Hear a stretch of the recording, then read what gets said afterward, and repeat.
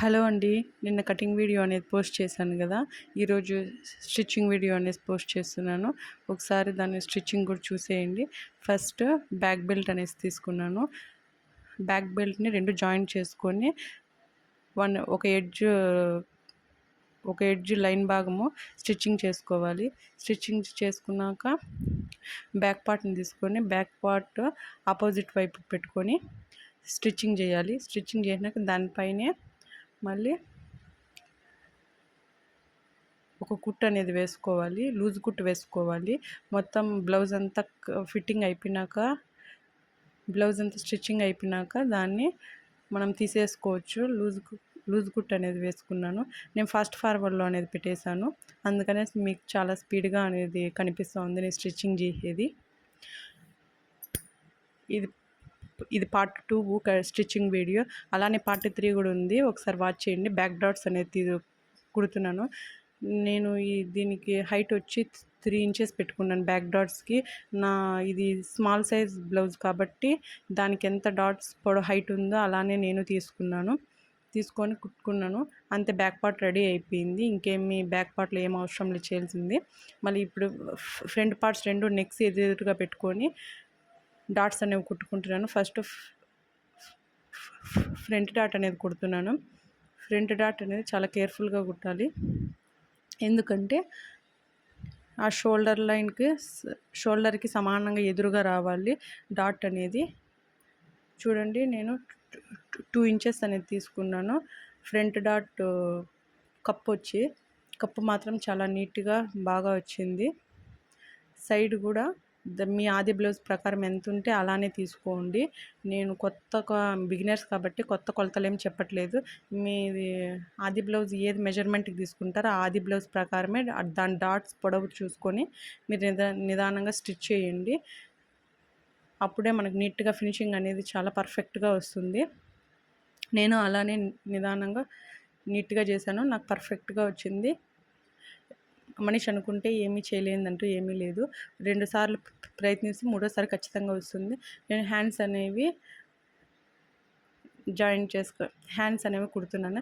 First ఒక 1/2 inch అనేది మనం కుట్టు కోసం వదిలాము కదా, అది ఎడ్జ్ అనేది స్టిచ్చింగ్ చేసుకోవాలి.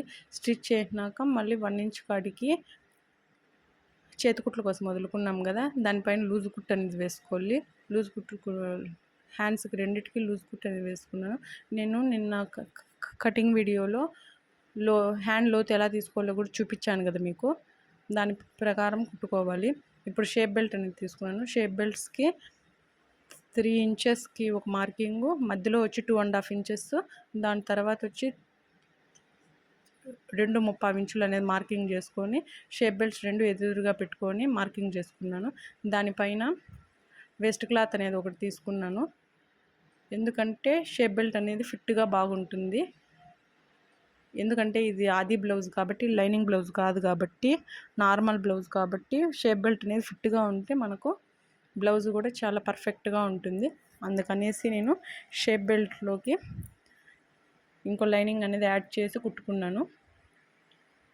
కుట్టుకున్నాక ఆ షేప్ బెల్ట్స్ని రెండిటికి సమానంగా నెక్స్ ఎదురుగా పెట్టుకున్నాక దానికి జాయిన్ చేసుకోవాలి. ఫ్రంట్ పార్ట్స్కి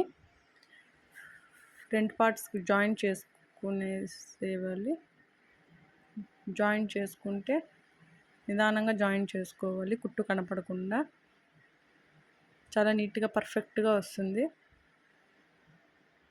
రెండో షేప్ బెల్ట్ కూడా స్టిచ్చింగ్ చేసుకోవాలి.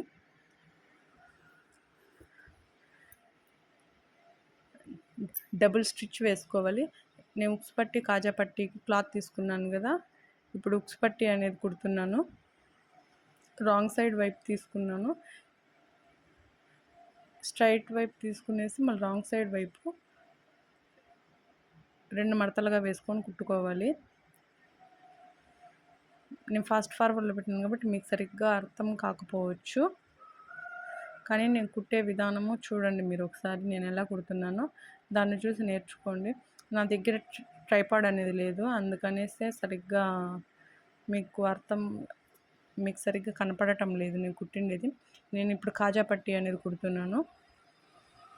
కాజా పట్టీకి మనం కాజాలు సపరేట్గా వేయాల్సిన అవసరం లేదు. ఎందుకంటే దాంట్లోనే మార్కింగ్ పెట్టేస్తాం కదా.